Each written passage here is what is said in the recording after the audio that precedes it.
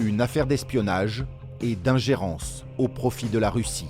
Le dossier fait les grands titres de la presse nationale aujourd'hui.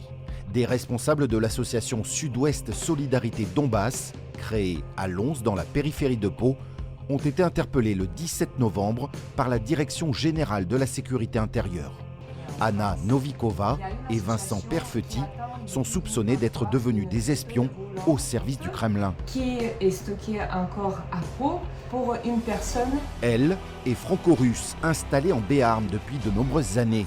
Âgée de 40 ans, elle est ici à Pau, où elle fait la promotion d'une campagne d'affichage. La Russie n'est pas mon ennemi. En tant qu'habitante de la ville de Pau, Fondatrice d'SOS Donbass, elle partage le quotidien de son association sur les réseaux comme ici, sur la Place Rouge à Moscou. Pour les autorités françaises, SOS Donbass se présente comme une organisation d'aide humanitaire, mais aurait servi de couverture à des activités d'espionnage. on vient d'obtenir les tampons de la douane française. Grand soulagement pour nous. Anna Novikova habitait ici, dans cette zone pavillonnaire de Lons, en famille avec son mari français et ses 2 enfants. La maison a été vendue en 2023. Les voisins évoquent une personne très secrète. Ils ont déménagé route de Tarbes, ces gens-là. Ouais. Parce que nous, c'était bonjour, bonsoir et venez couper la haie. Ah oui. C'est tout, ça s'arrêtait là. Elle était très discrète Oui. avec son mari. Oui. C'est le propre des espions, c'est d'être discret.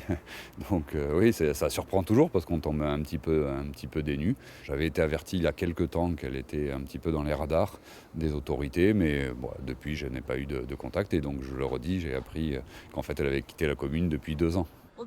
Elle est aussi soupçonnée d'avoir approché des cadres de sociétés françaises pour obtenir des informations relatives aux intérêts économiques français. Avec Vincent Perfetti, le président de l'association que l'on voit ici chargé des cartons, ils ont été placés en détention provisoire après une garde à vue de 96 heures. Ils sont mis en examen par le parquet de Paris pour intelligence avec une puissance étrangère. Sans vous.